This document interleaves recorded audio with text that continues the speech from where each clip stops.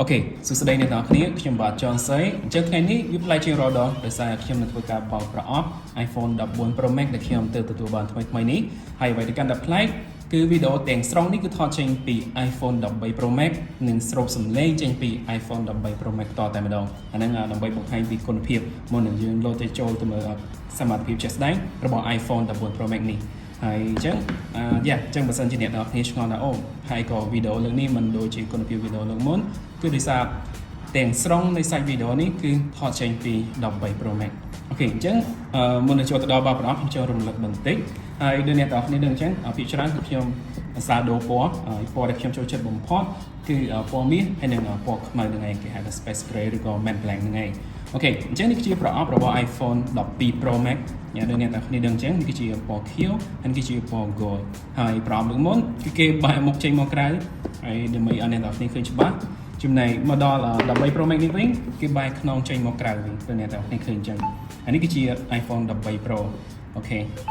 ហើយដល់ពេលចូលមកដល់ iPhone 14យើងនឹងឃើញថា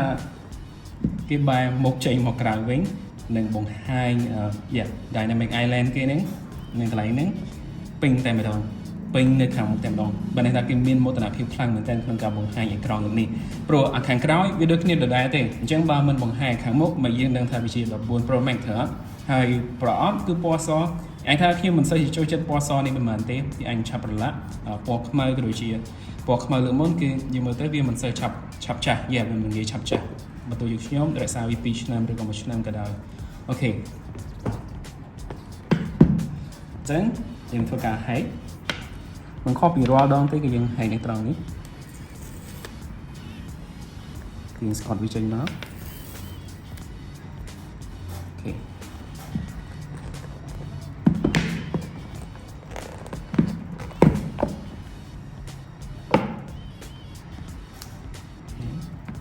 ចឹងយើងទុកម៉ាស៊ីនបន្លែងសិន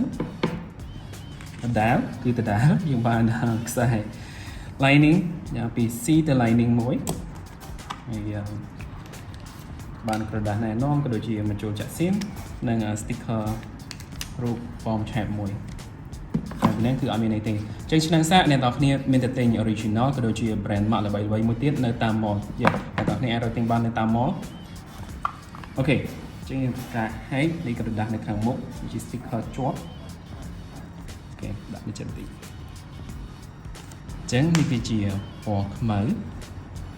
តាមពិតយើងដឹងថាពណ៌ស្វាយកំពុងតែពេញនិយមក៏ប៉ុន្តែសម្រាប់ខ្ញុំនៅតែមិនសូវជាជីកជាមួយវាប៉ុន្មានទេដោយសារវាមើលទៅរាងស្រាលវាគេហៅថា deep purple ហ្នឹងវាមើលទៅរាងស្រាលហើយបើសិនជាអ្នកដែលគាត់ចង់កាន់ iPhone ទៅដល់ឆ្នាំក្រោយយើងចង់កាន់ iPhone 14 Pro Max ទៅដល់ឆ្នាំក្រោយវាមានអារម្មណ៍ថាសាំនៅពេលដែលចេញ15 Pro Max ក្រោយទៀតពណ៌ខ្មៅពណ៌មាសក៏ដូចជាពណ៌សគឺពិតជាពណ៌ដែលអាចរក្សារសជាតិបានយូរវាមិនងាយសាំដោយសារឆ្នាំក្រោយ Apple ក៏នឹងមិនបន្តប្រើពណ៌ស្វាយទៀតដែរជាងមួយឆ្នាំអ្នកនរគ្នាត្រូវតែបដូរម្ដងហើយពណ៌ខ្មៅនេះពណ៌ខ្មៅដែលយើងកំពុងឃើញនេះហៅថា Space Black នេះវានៅតែស្អាតវាកាចវាសាមញ្ញហើយវាល្អសម្រាប់បរិបទដែលគាត់មិនចូលចិត្តពណ៌ឆាកឆាយហើយខ្ញុំពិតជាជីកពណ៌នេះនៅតែស្រឡាញ់ពណ៌នេះអូខេចេញធ្វើការបើកអេក្រង់ចឹងថ្ងៃនេះខ្ញុំនឹងធ្វើការបង្ហាញតែប៉ុណ្្នឹងទេដោយសារយើងបើកប្រអប់ភ្លាមខ្ញុំក៏ប្រញាប់តេស្តវាដែរហើយដូចអ្នកនរគ្នាដឹងអញ្ចឹងយើងចង់បានវីដេអូដែល full detail ដែលវាបង្ហាញបានពេញខ្ញុំចង់បង្ហាញពីសមត្ថភាពវាអស់ទៅដល់អ្នកនរគ្នាអញ្ចឹងវាអាចនឹងត្រូវការពេលវេលាបន្តិចហើយដោយសារពេលនេះមានវីដេអូច្រើនដែលខ្ញុំកំពុងតែធ្វើដែរដូចជា Reno 8 5G ក៏ដូចជា smartphone របស់ Honor ដល់ទៅ2 model អញ្ចឹងបន្តមកខ្ញុំនឹងធ្វើការបង្ហាញពី iPhone 14 Pro Max ដែលខ្ញុំបានតេស្តហើយអរគុណសម្រាប់ការទស្សនាសង្ឃឹមថាអ្នកនរគ្នាចូលចិត្តខ្ញុំនឹង set up យុទ្ធធម៌នៅខាងក្រៅក៏ដូចជាផ្ដិតយករូបភាពជាក់ស្ដែងហើយបង្ហាញពីធម្មពលថ្មរយៈពេលប្រើក៏ដូចជាចំណុចខ្លាំងនិងចំណុចខ្សោយទៅដល់អ្នកនរគ្នាទៀតហើយជាចុងក្រោយខ្ញុំមានតែប៉ុណ្្នឹងអរគុណសម្រាប់ការទស្សនាខ្ញុំនឹងនិយាយទៅកាន់អ្នកនរគ្នានៅវីដេអូក្រោយទៀត